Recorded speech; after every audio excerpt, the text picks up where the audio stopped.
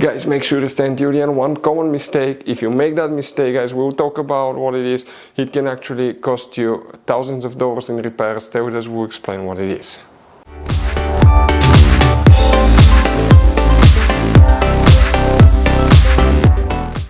Hey guys, welcome back to Auto Repair guys. Thank you guys for watching and subscribing to the channel. Today will be super helpful video to any of you having a BMW 5 Series generation F10 F11 from year 2010 to year 2017.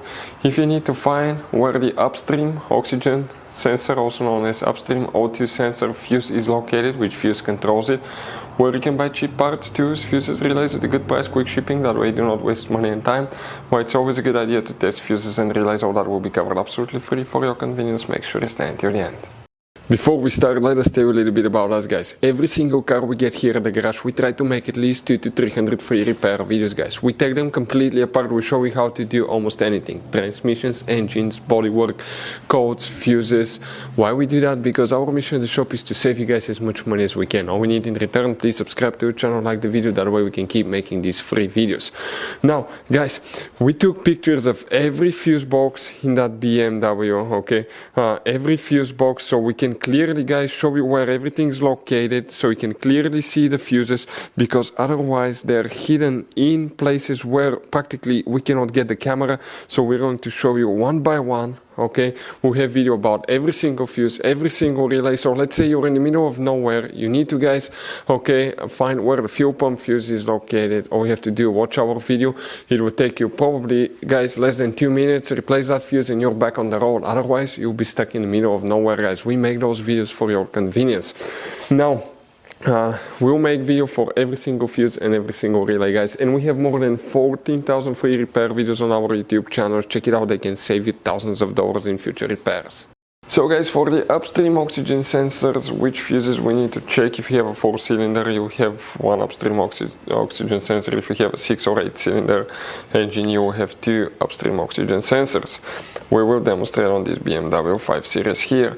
Guys, 9 out of 10 people do not know about all the hidden fuse boxes in that car, and there are quite a few. Check out please the video on our YouTube channel about fuse box location on BMW F10 F11.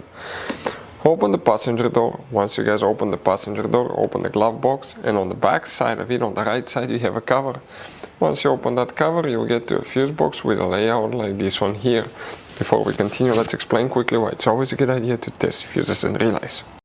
So let us tell you guys why it's super important to test fuses and relays. Fuses guys sometimes are really hard to know if they're burnt or not. For instance, I'm going to pull one fuse here, okay, and sometimes you cannot clearly see if they're good, they're bad. And let's say you think you have a good fuse, you put it back in and you end up having problems again, and you spend time, money, you buy parts, diagnostics, you pay for services that you don't need guys. You practically wasted your money. So all you have to do check your fuses, that way you don't waste money guys. So always test your fuses, even if you think it's good, always test it. It even happened to us guys, okay, and we work on cars all the time. Another thing, always test your relays. They're a little bit harder to test, but if you want to see guys how to test fuse relays, we will put a link in the description of the video below. But we've seen so many customers that think that they have a good fuse, they put it back in, they waste their money on parts and diagnostic that they practically guys do not need. So check out the link in the description of the video below how to test the fuse and how to test the relay as well.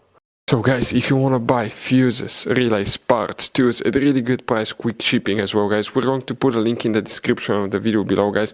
Make sure you get some for peace of mind, and you can put some spare ones in the glove box. Guys, for the oxygen sensors, multiple fuses will need to be checked. We'll talk about that. Some will be hidden. Please make sure you stay until the end. That way we can share one good advice and you don't end up being stuck in the middle of nowhere like it happened to us. Now, some people call it O2 sensor, some people call it oxygen sensor, but the fuse that you will need to check in that fuse box specifically is fuse number 42. We're talking about this fuse right here, that 30 amp fuse. So if we guys zoom in a little bit, okay, it will be that fuse in that row, the last fuse here. Then you need to guys open your hood, and under the hood, check this thing out here. Okay, on the passenger side you have a cover. Once you remove that cover, okay, it will be open like this one.